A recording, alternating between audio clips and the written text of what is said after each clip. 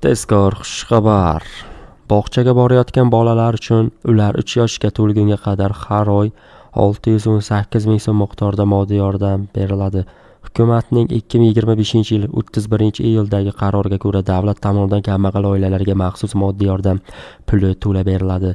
Bu uchun oila kambag'al reyestrida bo'lishi shart. Shuningdek, bolaning ota yoki onasi yagona bo'lishi. Masalan, farzand faqat onasi bilan yashaydi. Bu yagona ota, ona rasman ishga joylashgan bo'lishi kerak. Daftarga ish joyi tushgan bo'lishi shart. Farzand maktabgacha ta'lim muassasasiga, bog'chaga qatnayotgan bo'lishi kerak. Farzand 3 yoshga to'lmagan bo'lishi kerak. Agar egizak bo'lsa, ikkalasiga ham beriladi.